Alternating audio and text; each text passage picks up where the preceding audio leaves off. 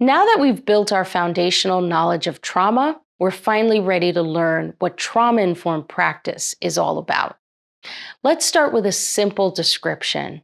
Trauma-informed practice is a teaching approach that emphasizes responsive caregiving and targeted strategies to help children understand and regulate the negative effects that come from trauma.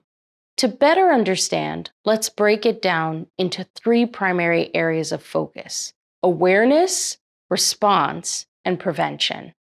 Awareness means understanding what trauma is, as well as the devastating effects it can have on children. We've been building your awareness throughout this lesson. Response means using your knowledge and the resources you have available to provide each child with the individualized care and support they need in order to learn and thrive. This requires forming a meaningful relationship in which the child feels safe and comfortable enough to engage in classroom activities. And prevention means to resist circumstances that could exacerbate a child's trauma or risk re-traumatization through an ineffective or inappropriate response. Awareness is our focus in Lesson 1, and response and prevention will be our focus in Lesson 2. That's it in a nutshell. But as promised, we're going deeper. Let's compare the core principles of trauma-informed practice with some common misconceptions. Trauma-informed practice is not an individual program or technique. Instead, think of it as a teaching approach that is focused on fostering empathy and implementing actionable and responsive strategies to help children develop resilience. Trauma-informed practice is not a one-size-fits-all approach. Each child will have their own specific needs and must be engaged as the individuals they are. Trauma-informed practice is not about radically altering practices and routines to accommodate children with trauma histories. Instead, it is about finding a careful balance between normal classroom routines and the specific attention that some children require to learn. Trauma-informed practice is not a part-time commitment. Being empathetic and trauma-aware must be a constant for you from now on. This is who you are day in and day out.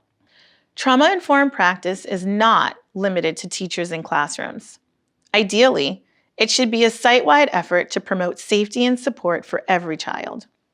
Children should view their learning environment as a safe haven from the stress and challenges of everyday life. Trauma-informed practice is not just for children with trauma histories.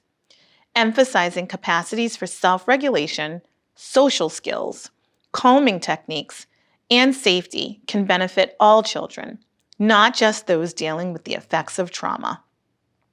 And finally, trauma-informed practice is not about fixing children who have been labeled as broken or incapable. Instead, it is about supporting teachers and fostering responsive practices that are designed to empower the children they teach. Children working with counselors or trauma specialists typically get the support they need once or twice a week. But if their teachers are trauma-informed, they will be getting that support and guidance every single day at school. This can be game-changing for a child who needs that extra help to heal and recover. And while it can be time-consuming, especially for teachers who are already stretched too thin, the positive outcomes will be well worth the effort. The benefits of trauma-informed practice are undeniable. They range from fewer disruptions in the classroom, better learning experiences for all children, decreased instances of burnout for teachers, and above all, children will have the support they need in order to learn, thrive, and reach their full potential.